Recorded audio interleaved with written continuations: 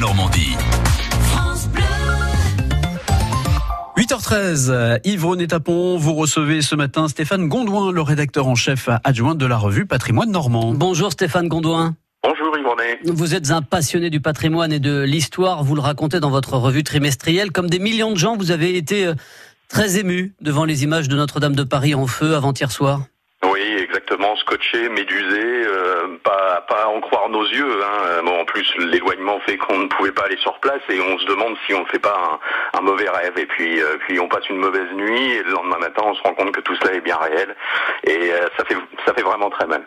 Il y a une filiation entre Notre-Dame de Paris, chef-d'œuvre de l'art gothique, et les cathédrales normandes. Certaines. Bien évidemment, parce que le terme même qu'on emploie de gothique aujourd'hui couramment pour désigner les grandes cathédrales érigées à partir du milieu du XIIe siècle, et puis XIIIe, XIVe, est en fait un terme péjoratif qui n'est employé et qui désigne ce type d'architecture seulement à partir du XIXe siècle. Au départ, on parle d'art français. Et entendre par là un art né en Île-de-France. Les premiers grands chantiers, c'est Saint-Denis à Paris, la cathédrale de Sens, et puis dans la foulée, quelques années plus tard, Notre-Dame de Paris qui démarre. Et en fait, cet art va s'étendre un peu partout en Occident, y compris en Normandie. Donc quelque part, on peut dire que les grandes cathédrales normandes, Fès, Évreux, Rouen, sont des filles des grandes cathédrales d'Île-de-France et donc de Notre-Dame de Paris. Des filles qui ont pris modèle donc sur Paris. Oui, avec des maîtres d'œuvre qui circulaient beaucoup. On pense toujours que le monde médiéval est quelque chose de cloisonné, avec des gens qui ne bougent pas, mais en fait, on bouge énormément. Un maître d'œuvre peut aller sur plusieurs chantiers différents, œuvrer à différents édifices. Et donc, il y a des échanges de savoir, des émulations qui font que ce style que l'on dit, donc gothique, va évoluer au fil du temps. Et on sous-estime souvent tous ces échanges. Et on retrouve certains partis qui sont utilisés, comme par exemple les tribunes qu'il y a toujours, heureusement, à Notre-Dame de Paris. Eh bien, on retrouve au départ de la construction de la cathédrale de Rouen cette volonté de mettre des tribunes. Vous voyez, c'est des petits détails comme ça architecturaux qu'on retrouve et qui sont des points de convergence entre les différents édifices.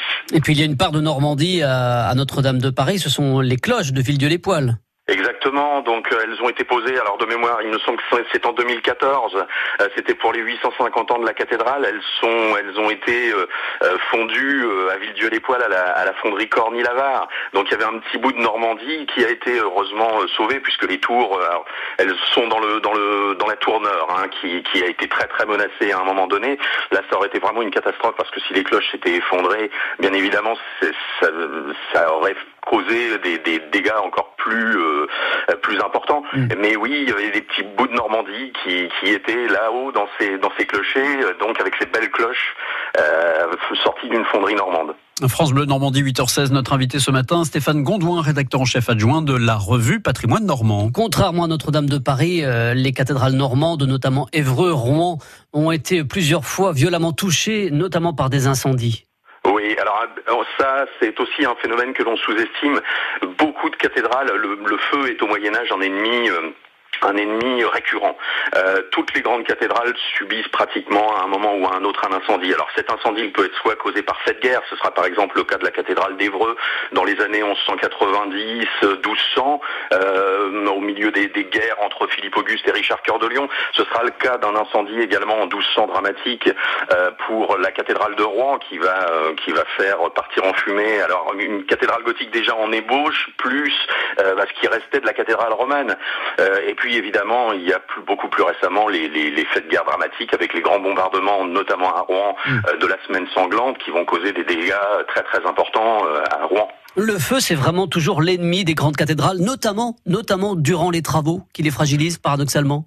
Ouais, alors paradoxalement, c'est toujours, moi à chaque fois que je vois un échafaudage se monter autour d'un édifice historique, particulièrement d'une cathédrale, c'est à la fois encourageant parce qu'on se dit qu'on prend soin de notre patrimoine, mais c'est toujours inquiétant parce que à partir du moment où on fait intervenir des gens extérieurs et qui ne sont pas des gens de l'édifice, enfin appartenant au service normal de l'édifice, on utilise des outils qui peuvent produire des étincelles. Voilà, il y a un danger, une fragilisation de l'édifice à partir du moment où il y a un chantier qui est en cours. Alors il est évidemment trop tôt pour tirer les conclusions de ce qui s'est réellement passé à Notre-Dame de Paris, mais un chantier, c'est toujours pour un édifice quelque chose de potentiellement dangereux. Alors on peut s'étonner que le feu prenne par exemple un peu tardivement, mais il faut savoir qu'une étincelle peut se porter sur une poutre, mettre plusieurs heures à se consumer lentement, et puis tout d'un coup, le brasier part et l'édifice part en fumée. Est-ce qu'on en fait assez alors en matière de sécurité? Oui, nous disait un conservateur adjoint dans le journal de 8 heures, et pour vous? Alors on en fait beaucoup. En fait, ce que je crois qu'il faut assimiler, c'est que le risque zéro n'existe pas. À partir du moment où il y a une activité humaine, il y a un risque. C'est valable quand vous prenez votre voiture, c'est valable quand... est-ce que toutes les précautions d'usage sont prises? Moi, j'aurais tendance à dire que oui, même si les faits là peuvent dire que non, mais le risque zéro n'existe pas.